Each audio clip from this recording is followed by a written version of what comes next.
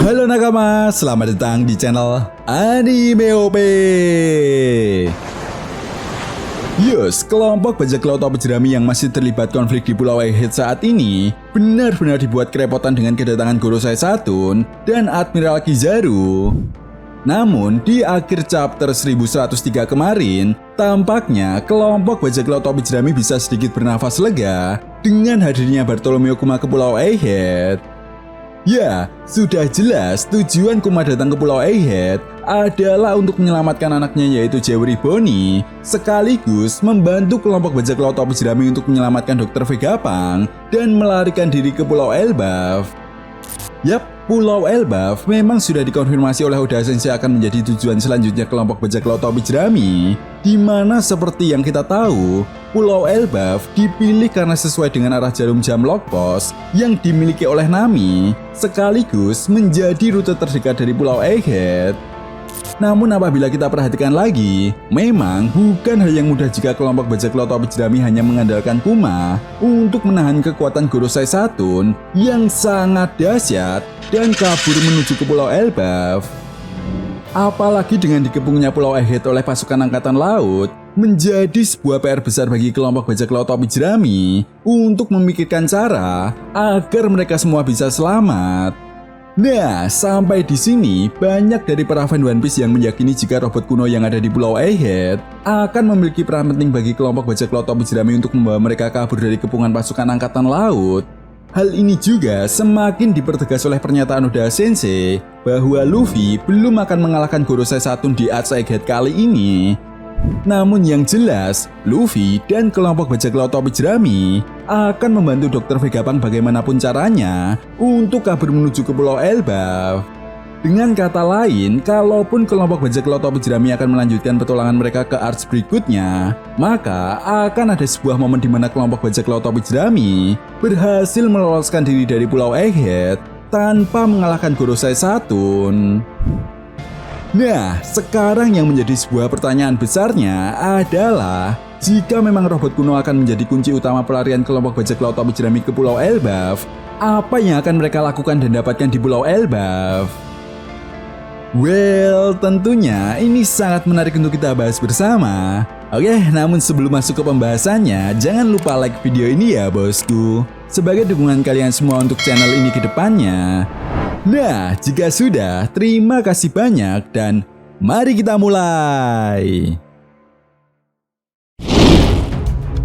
Oke, pembahasan kali ini akan kita awali dari persamaan Arc Egghead dengan Arc Sabaody untuk menganalisa apa yang akan terjadi ke depannya di Arc Elbaf.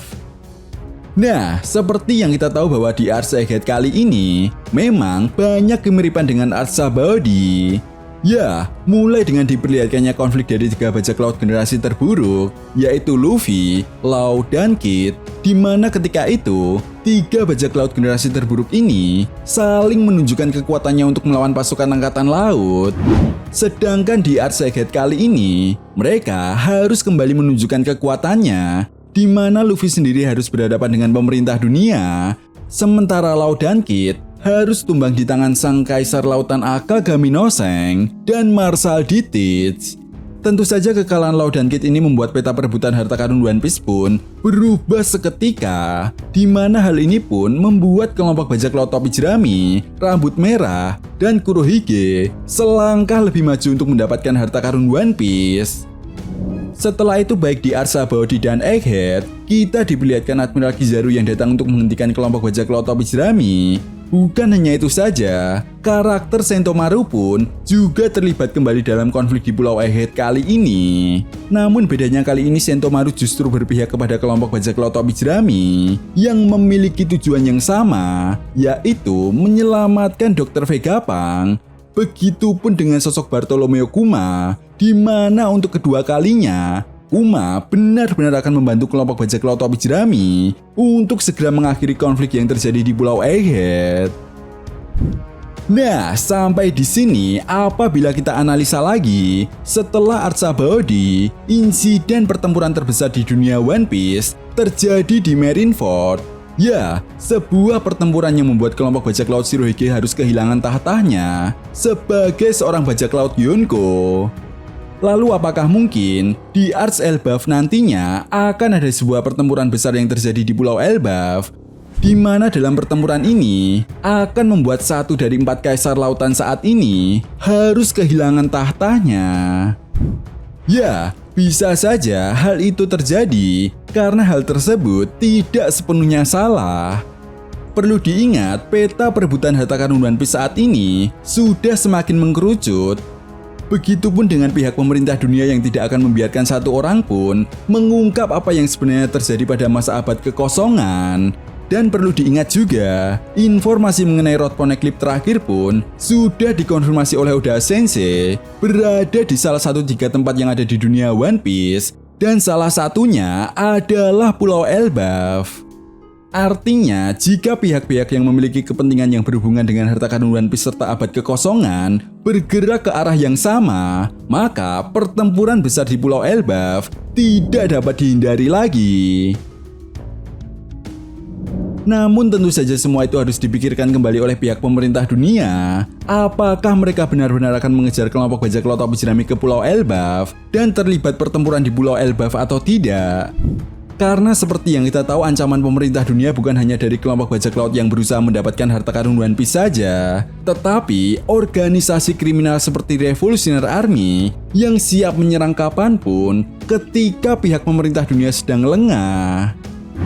Itu sebabnya jika di Pulau Elbaf tidak terjadi sebuah pertempuran besar, maka ini akan cukup menguntungkan bagi kelompok bajak laut topi jerami. Karena bukan hal yang tidak mungkin, kelompok bajak laut topi jerami yang belum mendapatkan peningkatan kekuatan di Arch Wano akan mendapatkan peningkatan kekuatan di Arch Elbaf. Dan kemungkinan besar, Usopp akan menjadi salah satu karakter yang mendapatkan peningkatan kekuatan yang cukup signifikan untuk mempersiapkan diri melawan pemerintah dunia. Ya, seperti yang kita tahu bahwa di Arch Wano sebelumnya, memang Usopp ini terasa kurang mendapatkan panggung di pertempuran Onigashima. Nah, itu sebabnya bisa jadi Oda Sensei akan memberikan sorotan bagi Usopp di Arch Elbaf nantinya. Artinya, bisa saja Usopp akan mendapatkan tingkatan lanjutan dari kekuatan Ken Bunsoku Haki-nya yang dia pelajari dari pertemuannya dengan Yasop di Pulau Elbaf. Di mana hal ini juga akan menjadi kunci penting bagaimana Usopp akan melawan karakter kuat di pertempuran akhir cerita One Piece nantinya. Nah, itu tadi merupakan analisa mengenai apa yang akan terjadi di Arch Elbaf ketika kelompok bajak laut topi jerami berhasil mengakhiri konflik yang terjadi di Pulau Egghead. Jadi, bagaimana menurut nakama semua? Jika kalian punya pendapat lain, silahkan berikan pendapat kalian di kolom komentar. Oke, sampai di sini dulu pembahasan kita kali ini, and see you next time.